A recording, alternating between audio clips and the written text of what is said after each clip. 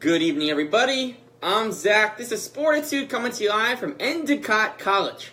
Monday, May 7th, 2018. It is finals week, and in basketball and in hockey, we're coming up on conference finals week. A lot of excitement. So I'll give you an outline of today's show. Before we begin, we'll be talking about the East and the West in the NBA and who's going to come out on top. Do the Raptors bring back Dwane Casey regardless of results this season? We talk about positive and negatives from the NBA playoffs, and then a farewell. This is the final show I will be doing in the studio at Endicott. It's been 4 great years. We'll talk some NBA first. We'll keep it upbeat for the first 10-15 minutes. So, who wins the West? Originally, I think we all had Rockets and Warriors in our Western Conference Finals, and you know what? It's probably going to happen. Both teams command 3-1 leads right now. The superstars have been doing their thing, and it's exciting. Chris Paul on his birthday yesterday absolutely went off and showed us he is CP3, hear me roar. And, you know, he turned 33, played like he was 23. He was nimble, he was fresh, and the Rockets don't have an easy task. They're facing a Jazz team loaded with veterans. Donovan Mitchell, who's the Rookie of the Year, Mitchell or Simmons? I say Mitchell. He's had a tremendous run. Unfortunately, the Jazz, not already without Ricky Rubio. Dante Exum's been injured 4 times in 3 years in his NBA career. A hamstring injury, limped off the court yesterday. He's out. But the Jazz have showed great fight, but they're probably not going to advance. So we're just going to pretend as if the Pelicans and Jazz are already eliminated. Of course, most of us fans want to see upsets. You want to see the underdogs win. It probably won't happen realistically. We got Rockets, we got Warriors. And if you look at the performances overall, I think the Warriors are much better than the Rockets.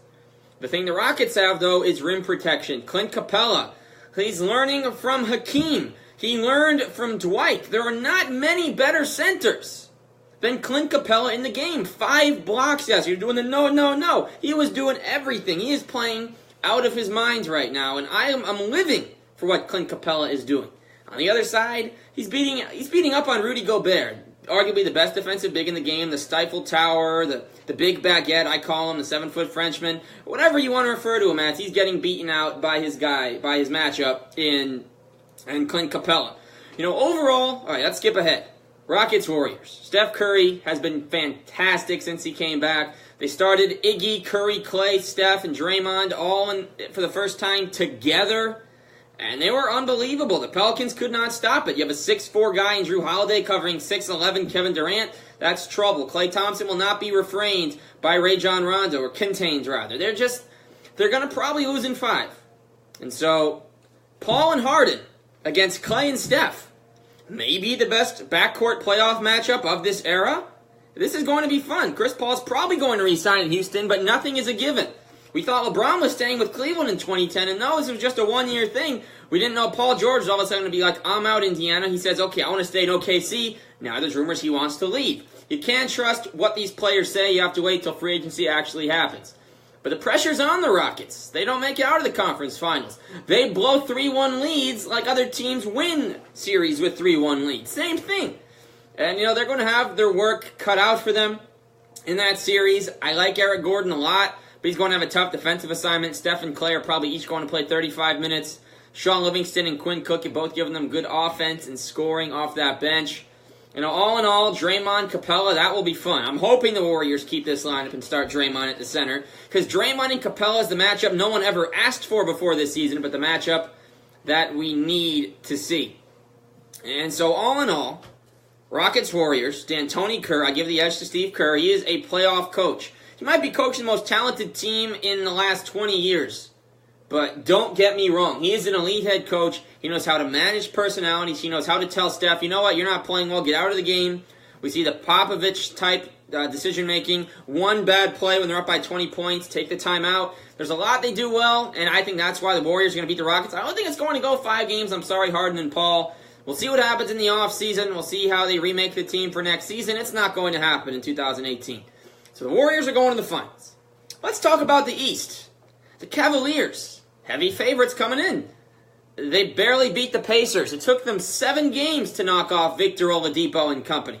Let's talk about the Celtics. Many people thought they may lose to the Bucks. No Kyrie. No Gordon Hayward. Marcus Smart missed the first 4 games. Jaylen Brown got hurt. They got past the Bucks. They're up 3-0 on Trust the Process Philadelphia. They won the Confetti Gate game. That was another win for Boston.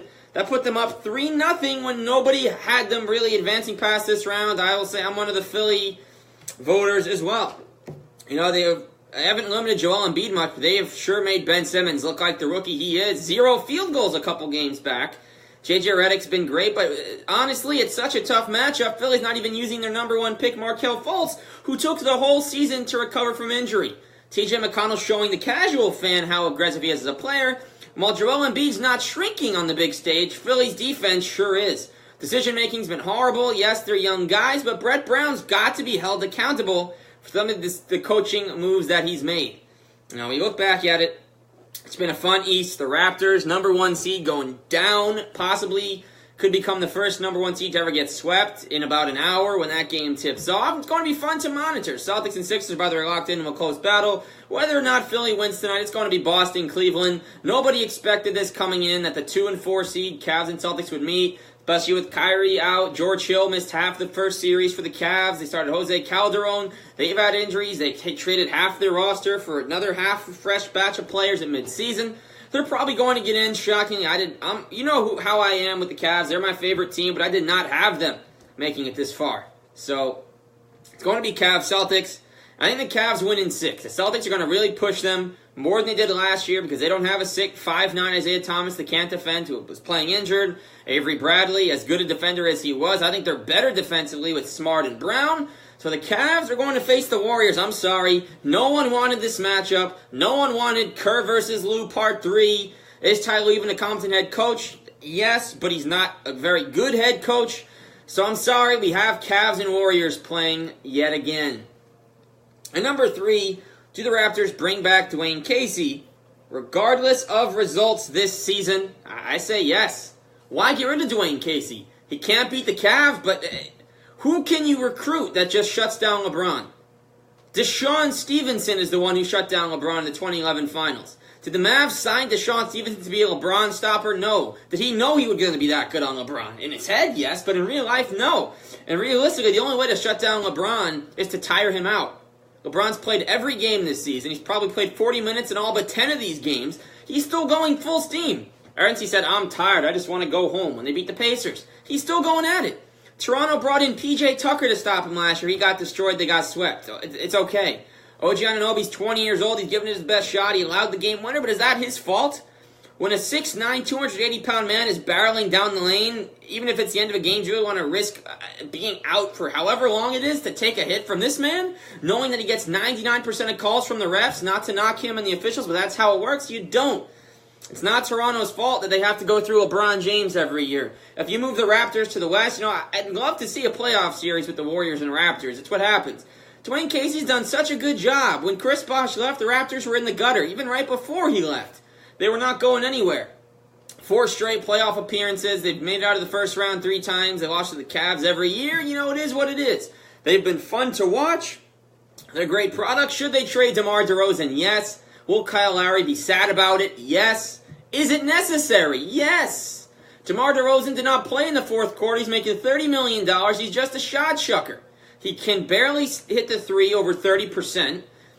Jonas Valanciunas has been very good. I think he does need more minutes. They brought Ibaka off the bench, okay. Fred VanVleet was hurt. He was their big scoring man off the bench, like the Rockets have Gordon. The Cavs don't really have anyone. The Cavs are supposed to have Jordan Clarkson in that role. Every team needs that 6th-man guards come in and score. It's what makes a successful team. And the Raptors had Fred VanVleet injured. He did obviously come back now healthy, but it's tough. So no, do not fire Dwane Casey. Masai Ujiri is one of the best GMs in basketball. He knows Dwane Casey's not the problem. And if you fire Dwane Casey, Frank Vogel's out there, Steve Clifford's out there, there's some very good Mike Budenholzer's out there, but none of these coaches are better than Dwane Casey. Say what you will, Dwane Casey coaching the Mavericks defense that stopped LeBron in 2011. Why he can't get past him, I've already mentioned. You just have to get LeBron nervous. Does he ever get nervous? He was born into spotlight, and he's been the best player in the world for 15 years since his second year in the NBA. As good as Kobe, AI, Shaq, they were, LeBron really was playing at the highest level, and he's still doing it. So, no, if you fire Dwane Casey, you're firing me from ever rooting for the Raptors again. 3 negative surprises from the 2018 NBA playoffs.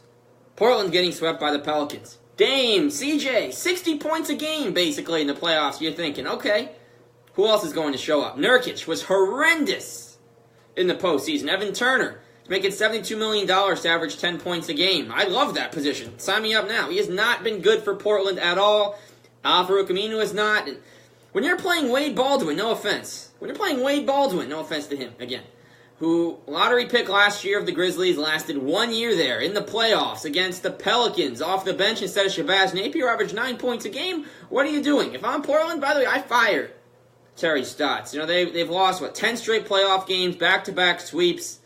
He won one playoff series in his tenure. As good as he is and as solid as a coach, he's not getting the job done. Get him out. It was a disaster that they didn't even win a single game. Fired him. The Pelicans were great, but they don't have their all-star center that averaged 30 points a game, and they still swept you. What does that tell you? OKC losing in the first round. Not too much we can really say. Russ took 90 shots in the last 2 games. Playoff P scored 5 points, and Carmelo Anthony scored 2 fourth-quarter points in 6 games. I'm speechless. I'm not one of many Carmelo fans out there. He was awful. He looked like he didn't want to be out there. His career's probably almost over, and it hits you fast. Kobe Bryant was averaging 28 points a game up until he was 35 years old. He tears his Achilles and has 3 years of injury before somehow scoring 60 points in his farewell game. It happens. Melo's decline did surprise us all, but it also hurt his team. Steven Adams was not doing enough to hold it down as the third guy. No Robertson for defense. It was over. Their bench... I'm going to be honest with you. You could take any bench from a college basketball team, from D1, D2, or D3. You put those players on OKC's bench, they score more points than what they had. It was horrendous. It was not fun to watch. And the Raptors. They're about to get swept by Cleveland, and they're about to be 2-12 against LeBron in the last 3 years. That's not on Dwane Casey. Again, the players haven't stepped up. And in all these games, the Pacers made someone else beat them. That's how they beat the Cavs 3 times. LeBron had no help. Kevin Love is locked in. He's pushing Valanciunas and Anunoby, whoever else covered him around. He's just been good. The Raptors aren't stopping the other guys, and that's been their big problem. But don't fire Dwane Casey, but next year is the year. You invested, if you don't trade anybody, $80 million between your $96 million between your 4 best players. To lose in the second round is unacceptable. Portland's also doing this. Portland has the 5th highest payroll. They didn't win a single playoff game. So, there's a lot to be desired. Let's talk about let's spin it around to talk about some positive surprises. The Pelicans dominated the first round. When they lost to Marcus Cousins, I was watching this game. I couldn't believe it. He just tore his Achilles right there. You know, injuries happen in basketball, but they hurt you more as a fan when you're watching it live. It is hard to witness. And to see Cousins just go down. The team rallied around him. They won a lot of games after he went down. They were around 500. They finished the year 15 games over. Shout out Nikola Mirotic, who they got at the deadline. Shout out Emeka Okafor. Came out of a 4-year NBA retirement to be a starter next to AD. And really, he's not playing in the playoffs. He's not ready for that. But he played some really good basketball. And I'm very happy having had a chance to shadow the Pelicans broadcasting team for a day and meet with Coach Alvin Gentry, see a few of the players 5 yards away. It's a great arena, it's a great fan base, and they deserve all that's coming their way right now. The Indiana Pacers showing some real fight. I had them as my 12th seed. Pacers fans had them as their 9th seed. No one had this team making the playoffs. They traded Paul George for Victor Oladipo and Domantas Sabonis. They got better in the process. Do you believe that? Yes. They only got better. Oladipo turned into an all-star and most improved. Victor Oladipo is playing at such a high level. I loved watching it. Obviously a Cavs fan. I loved what I saw from the Pacers. Really thought they deserved to win the series when it was all said and done. LeBron was just too good and would not let them. That Game 7 was exciting. With a capital E-X-C-I-T-I-N-G. Every letter gets capitalized for that. Great head coach Nate McMillan. Darren Collison, his second tenure with the team. He was just as good as the first one. I loved what I saw from this Pacers team, and I know they're positioned to succeed next year. What they're going to have to do is tell Miles Turner to get down low. Miles Turner has not been all that good in the playoffs for the Pacers in the last couple of years, especially this year. He's shrunk. When the backup center's out playing the starting center, that's when you know you have a problem on your hands. But great season. This is about the positives, not the negatives. That's what I think they should work on. Also, make sure you keep Thaddeus Young on your team. Do not let a power forward that defends as well as anybody go. And the Celtics' legitimacy. I know there's a lot of Celtic fans in this area. Obviously, we go to a school 35 minutes from the arena. I've witnessed 10 times in the last 4 years how good their crowd is, no matter what their record is, and they fight. They don't have Kyrie, okay? There's no Kyrie. There's no Hayward. They've been without Jaylen Brown. There's no Daniel Tice. Marcus Smart missed 2 months. And they're still going strong. I'll give you an update right now. They're currently in a game with the 76ers, trying to sweep it and sweep the confetti gate. The Celtics are okay. They're down by 11 right now. If they lose tonight, that's okay. They're going to win this series in 5 games. They are working so hard to get everything that's come their way, and they earned it. Brad Stevens is one of the best systems in basketball, and I love it. Not many coaches come from college and make a positive transition to the pros. He has been fantastic. He's been the Pete Carroll of the NBA, if you will. You take a team that, he took over a playoff team. But still, you take over a team, you don't know what you're getting yourself into, and you make them into a perennial contender. And you're playing in a league full of a ton of talented teams. The Celtics are probably the least talented team, no offense to them, and as far as healthy players go in the East. And they're a win away from going to the conference finals. A place only the Cavs are going to meet them, ahead of the Raptors, the Wizards, all these other playoff teams. So shout out to them. So that concludes the NBA portion. Now on to the farewell. So I began SportITood at Endicott College on September 22nd, 2014. The name of the show came on a car ride to school with my parents. I knew I wanted a show in February of senior year. And as soon as I got in touch with my friend Graham Ermina. You may know him as the host of Wrestle Rant. And we spoke for 4 years. He helped me out before school. And I hosted for all 4 years, and it was great. I came to Endicott hoping to have a radio, just have my own radio show, and it turned into a lot more.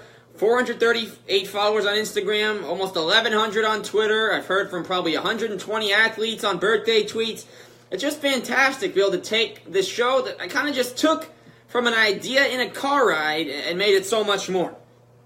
To all the guests, there's too many people to name. You know who you are. All 4 years, we had new guests come on, all 4 grades, freshman, sophomore, junior, senior. We had some grad students. To all of you, it was an absolute pleasure. It's awesome when you're able to find people that share your passion for broadcasting, and you could come or for talking about sports in a broadcast capacity. And it's been great. It enhanced the show without a doubt, and I know I'll always be fans of you guys like you've been fans of this show. And I know leaving this show, we're leaving Endicott College. So we're saying goodbye from Endicott College. We're saying hello from somewhere else. Because there is no doubt that thanks to Facebook Live, thanks to social media, the name of this show is just getting started. It's been around for 4 years, but I know in 10 years I'll be saying the same thing.